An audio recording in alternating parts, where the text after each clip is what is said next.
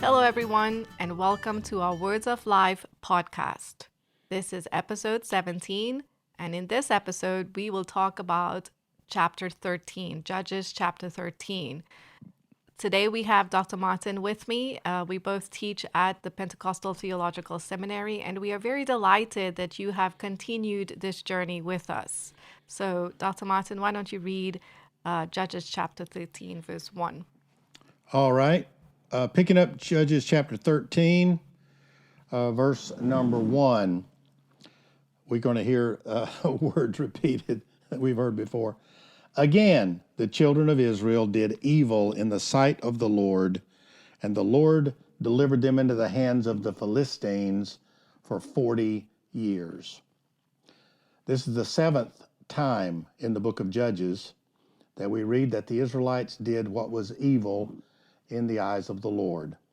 The evil that is in view here consists of their forsaking the Lord in order to worship idols of Canaan. The Lord had saved Israel from the bondage of Egypt, from the oppression of the Amalekites, the Ammonites, the Moabites, Zidonians, Ammonites, Maonites. God had been faithful to Israel. Nevertheless, Israel continued to forsake the Lord. They broke the covenant with the Lord, and they served the gods of Canaan. The Lord then repeatedly would subject the Israelites to enemy attack in order to discipline Israel. So we read in Judges over and over, the Israelites sinned, the Lord handed them over to the enemy, then the Israelites cried out for help, and then the Lord raised up a judge who saved Israel. This time, the Lord gave them into the power of the Philistines for 40 years. The Philistines had oppressed Israel twice before in the book of Judges. We read in chapter 3 that Shamgar killed 600 Philistines with an ox goad. Although Shamgar had rebuffed the Philistines, they returned and attacked Israel at a later date. We read about this in chapter 10, verse 7. Now here in chapter 13, the Philistines at this point seem to exercise complete domination over the Israelites. Just to give you a little background, we don't really know exactly where the Philistines came from, but they were not native inhabitants of Canaan. They were called, in some places, they were called the Sea People. Apparently, they migrated from Greece and settled in southwestern Palestine on the shores of the Mediterranean Sea in an area that we now call the Gaza Strip. Gaza was one of the Philistine cities. Their most prominent cities were Gaza, Ashkelon, Ashdod, Ekron, and Gath. The power of the Philistines consisted in their ability to forge iron weapons during a time when Israel only had the weaker bronze weapons. So the Philistines continued to be a threat throughout their later history of Israel. The Bible records battles against the Philistines in the time of Samuel, King Saul, and King David, and then even later against King Hezekiah in 2 Kings 18. So that's the backdrop of this chapter. Israel committed evil, idolatry. God turned them over to the Philistines for 40 years. Now picking up, I'm going to read the first couple of verses, then turn it over to Dr. Hill. So in verse 2 it says, "There was a certain man from Zorah, of the family of the Danites, whose name was Manoah, and his wife was barren and had no children. And the angel of the Lord appeared to the woman and said to her, Indeed, now you are barren and have borne no children, but you shall conceive and bear a son." And so we are introduced now to Samson's mother in this story. Right. So Samson's mother is the next woman mentioned after Jephthah's daughter. And so I think what's remarkable about this story is that Samson's father is named, but Samson's mother remains unidentified, right? And what is most astounding about the story of Samson's parents, that again, the father is named, the mother is unnamed, but she becomes the main character of the story. Her character is first presented, as as though she's connected to her husband. She is identified. He is identified by name and tribe, which suggests that she belongs exclusively to Manoah, and it emphasizes her entire existence.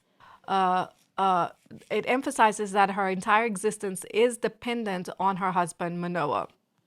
Then the text tells us that she is barren. And in the ancient world, barrenness is a symbol of shame and divine disapproval. It also notifies the community and us that she has failed to fulfill her primary role as a woman and a wife. While Samson's mother is deprived of her name and selfhood, she is by no means a minor character in the narrative, as I mentioned before. After publicizing the woman's infertility, the text swiftly informs us that the messenger of Yahweh, or the angel of Yahweh, appears to the woman and announces that her barrenness will come to an end because she will conceive and bear a son. I know we didn't read verses 4 through 6, but let's go ahead and talk about it. Is that all right? Yeah.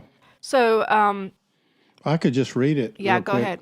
So the angel of the Lord appears to her and says, "You will conceive and bear a son." Verse 4, "Therefore be careful and drink no wine or strong drink, and to eat nothing unclean. For behold, you will conceive and bear a son.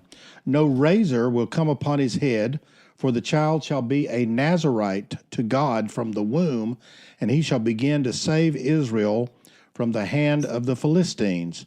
Then the woman came and told her husband, "A man of God came to me, and his appearance was like the appearance of the angel of God, very awesome. I did not ask him where he was from, and he did not tell me his name. But he said to me, Behold, you will conceive and bear a son.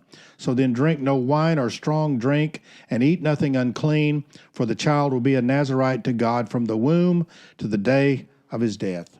Right. So the text tells us that she will bear a son. So her barrenness and her shame will come to an end. Her son will be a Nazarite of God from the womb. So she is prohibited from consuming certain types of food and drink during her pregnancy. Furthermore, as a Nazarite, her son is barred from shaving his head. Finally, the messenger of Yahweh tells her the role her son will play in Israel. He will begin to save Israel from the hand of the Philistines. So the woman who identifies the messenger as a man of God then relates her experience to her husband, who subsequently prays that Yahweh will once again appear to them to teach them what they shall do with the child who will be born.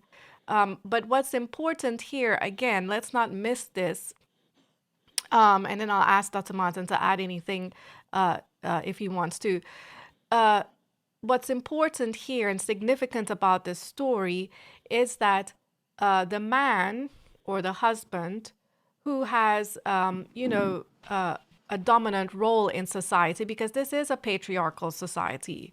But God does not appear to Manoah, who is named by the author, whose name is remembered by the author, but he appears to the woman, Manoah's wife, who has been forgotten. Her name has been forgotten by the author. But God remembers her and remembers her barrenness and remembers her shame, and he appears to her and takes that shame away. And he promises her to give her a son, but not just any kind of son, a son who will save the Israelites, who will begin to save the Israelites from the hand of the Philistines. So did you want to add anything else to that? No, I don't think so. So we continue the story then. Do you want to read? Yeah, let's read a few more verses. Verse 8. Then Manoah prayed to the Lord and said, O Lord, please let the man of God whom you sent come again to us and teach us what we are to do with the child who will be born. And God listened to the voice of Manoah, and the angel of God came again to the woman as she sat in the field. But no, Manoah, her husband, was not with her. So the woman ran quickly and told her husband, Behold, the man who came to me the other day has appeared to me. And Manoah arose and went after his wife and came to the man and said, Are you the man who spoke to this woman? And he said, I am. And Manoah said, When your words came true, when your words come true, what is to be the child's manner of life and what is his mission?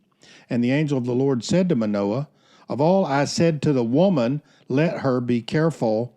She may not eat of anything that comes from the vine, neither let her drink wine or strong drink or eat any unclean thing. All that I commanded her, let her observe. So one thing I want to point out before I continue with verse 8 is that Samson's mother is called his wife, which means Manoah's wife. His wife 7 times in chapter 13, while Manoah's name is mentioned 15 times in the text, right? So again, he's given this preeminent status by the author, but it's really Samson's mother who is the main character in the story. Yeah, can I just jump in Yeah. there a second?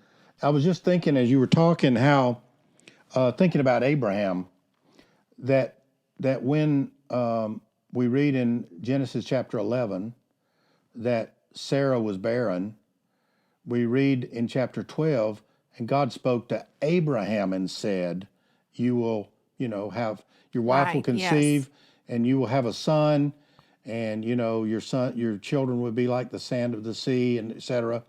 So in the case of Abraham, God appeared first to Abraham, not to Sarah. Right. But in this case, God appears to the wife, not to the husband, which is very interesting in that God apparently doesn't always do exactly the same thing. He knows who he needs to speak to. He doesn't go by what we think he ought to do.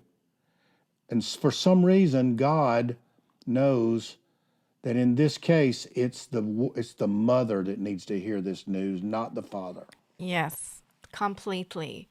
And so we read in verse 8 that Manoah prays for God to send the messenger again, because he is probably angry that a man of God appeared to his wife who is inferior to him, and he appeared to his wife, but not to him. So Manoah's disbelief, he does not believe his wife's report, right? So Manoah's disbelief in his wife's report further evinces the correlation between the negative treatment of women and Israel's rebellion against Yahweh. So, what I've tried to point out during this podcast is as Israel declines spiritually, so does their treatment of women. So do their treatment of women. Right. So they treat women as inferior. They don't accept them as leaders anymore, because remember, Deborah was hailed as one of their leaders. Yael, she was also praised in Deborah's song because she killed the enemy. So these women participated in battles and so on. But here we come to the story, and Manoah's wife is considered his inferior rather than his equal. So the subsequent, so to leave no doubt, let me back up a little bit. So in verse 9, God answers Manoah's prayer, right? And he, and I think what happens next is pretty funny, because he not only answers Manoah's prayer, and he not only sends the messenger again, but he appears to Manoah's wife only. He does not appear to both Manoah and his wife. And so, and in verse 10, it makes clear that Manoah, her husband, was not with her. Right. The subsequent actions of Manoah's wife, reinforces and elevates the significance of this unnamed woman. So I think God appearing to Manoah's wife is what makes her the prominent character in the story, and also elevates her above her shame and her barrenness. So she goes and she fetches her husband, because again, she's in a field by herself. He is not with her. So she hurriedly goes on and gets him and tells him, look, the man of God has appeared to me again. And so now he has to follow her, right? He is not walking beside her. She knows the way, because the messenger has appeared to her only. So Manoah now has to follow her. And so one scholar has said Manoah is always lagging behind his wife. He's always striving to catch up with her. Interestingly, too, is that the messenger does not share the same information to Manoah as he did with his wife, right? And so, in other words, Manoah has to ask his wife for the details of that first encounter. Pretty much, the angel of Yahweh says to him, look, I've already told your wife the information. If you want to know what you need to do, then ask your wife. Manoah's role is further undermined when the messenger, well, we haven't read that yet. So yeah, let me read that. Okay, so verse 15, picking up verse 15. Manoah said to the angel of the Lord, please let us detain you and prepare a young goat for you. And the angel of the Lord said to Manoah, if you detain me, I will not eat of your food. But if you prepare a burnt offering, then offer it to the Lord. For Manoah did not know he was the angel of the Lord. And Manoah said to the angel of the Lord, what is your name, so that when your words come true, we may honor you? And the angel of the Lord said, why do you ask my name, seeing it is wonderful? So Manoah took the young goat with the grain offering and offered it on the rock to the Lord, to the one who works wonders. And Manoah and his wife were watching. And when the flame went up toward heaven from the altar, the angel of the Lord went up in the flame of the altar. Now Manoah and his wife were watching, and they fell on their faces to the ground. And the angel of the Lord appeared no more to Manoah and his wife. Right. So Manoah's role is further undermined when the divine messenger rejects his invitation to stay for a meal. Instead, he instructs Manoah to offer a burnt offering to Yahweh. And when Manoah asks him his name, he does not tell him his name. He said, why would you want to know it, given that my name is wonderful, right? So he does not, it's like he appeared to Manoah because Manoah prayed for God to send the messenger again. And so God answers that prayer, but everything, any information is limited, right? He does not give any details to Manoah. Also, the fact that Manoah asks the messenger his name reveals to us that he's not as sharp as his wife, because unlike his wife, Manoah is unable to discern that the messenger is of a divine nature. Because remember, she says earlier to her husband that a man of God appeared to me. So she was able to discern that this is a divine being, but Manoah is not able to do that. Also, we see that he's not all that smart when the messenger ascends in the flame, because he thinks now that he is going to die. But his wife calmly reasons with him and says, if Yahweh had intended to kill us, that he would not have accepted a burnt offering and a grain offering from our hands, nor would he have shown us all these things, nor would he have let us hear such things, right? And so, she is able to reason intelligently that even though they had seen God, but he was not going to kill them because of the revelation that he had given to them. And so upon realizing that they had seen God, they appropriately fall to the ground in worship and in reverence. So Judges 13, therefore, ends with the couple's son. She's given birth, Manoah's wife has given birth to the couple's son and is named by his unnamed mother. She's the one who names him Samson. So did you want to add anything else before we move on? Yeah, let me just read the last section, Yeah. and then you can kind of fill in about the connections that follow. So we read in verse 21, the angel of the Lord appeared no more to Manoah and to his wife. Then Manoah knew that he was the angel of the Lord. And Manoah said to his wife, we will surely die, for we have seen God. But his wife said, if the Lord meant to kill us, he would not have accepted a burnt offering and grain offering at our hands, or shown us all these things, or now announced to us such things as these. And the woman bore a son, and called his name Samson. And the young man grew, and the Lord blessed him.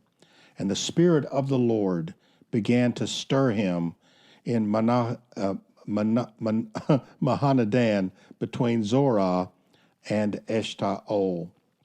So just to back up and say one thing, when the angel said, why do you ask my name, seeing it is wonderful? One of the Old Testament scholars, Walter Brueggemann, points out that the word wonderful in the Old Testament is the Old Testament word for miracle. And we've already encountered this word before in Judges chapter 6. Yes.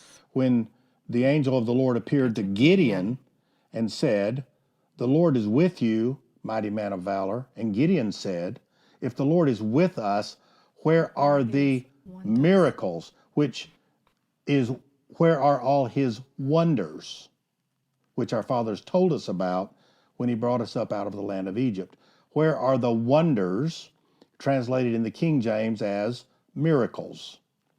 Here he says, why do you ask my name? It is miraculous. It is a miraculous name. And so then he goes on and says, he offered it on the rock to the Lord, the one who works wonders or miracles, the God who works miracles. And then in the later on, we read in Isaiah chapter 9, unto us a child is born, unto us a son is given, and his name shall be called Wonderful. Which is the same word in the Hebrew language. His name shall be called Wonderful. Some of these connections make us think that perhaps the angel of the Lord in the Old Testament was Jesus, pre-incarnate Jesus. It's not a certainty, but given the fact that the angel of the Lord speaks as God, he doesn't say, thus says the Lord. He says, I did so and so and so, as if he is God. The appearance, what theologians call theophany, the appearance of God through the angel of the Lord, seems to be, in light of the New Testament, the pre-incarnate Jesus. And so I just wanted to bring that out. As we come to the end of the story then, the woman had the child, and God began to move on him. The Holy Spirit, before he even entered into his judging of Israel, this is the first time in Judges that God raised up a deliverer from birth. Right. from birth. The others were already adults when God called them.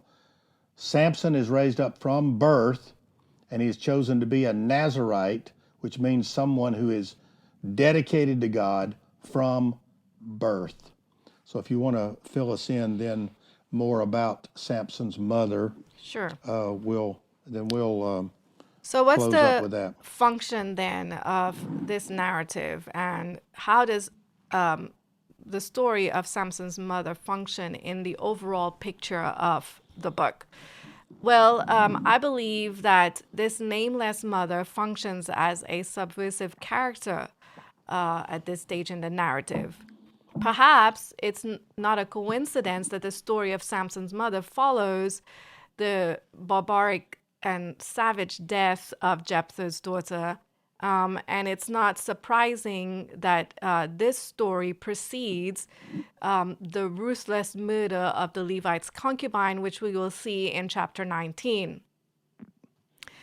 Yahweh's twofold appearance to Samson's nameless barren mother not only disrupts Israel's current maltreatment of women, because remember, right now, the treatment of women is horrible in Israel, but it also demonstrates Yahweh's condemnation of Israel's violence towards women. The story of Samson's mother serves as God's paradigm for the favorable and equal treatment of women. Without a doubt, God's ways are not Israel's ways. So while Israel has forgotten the name of Samson's mother and can only identify her by her infertility and by means of her relationship with her husband and son, remember again, she's called Manoah's wife. She's called his wife 7 times in the chapter. So while they have forgotten her, Yahweh, the God of Israel, has not forgotten Samson's mother. Right. And so, again, to emphasize or to underscore the point, God appears to Manoah's wife and gives her the instructions. When he appears again, after answering Manoah's prayer, he again appears only to Samson's mother. And then when Manoah asks for instructions on how to raise the child, he says to Manoah, "Ask your wife. I've already told her, you follow the instructions that I've given to her." So God appears to her, speaks to her, he dignifies her, he treats her with respect, and he promises her a future through her son. So she becomes a formidable character in Judges chapter 13. God, who refuses to disclose his name to her husband, stands in solidarity with this unnamed woman. Because like this woman, God also has been forgotten by Israel. Right.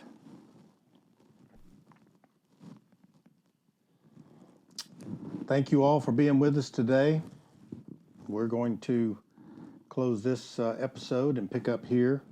Next time we'll be in Judges chapter 14.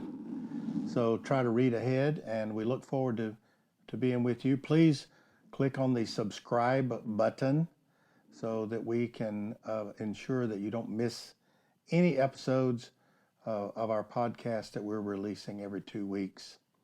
We hope that you will have a great day. Thank you, Dr. Hill, for your insightful comments. God bless you all.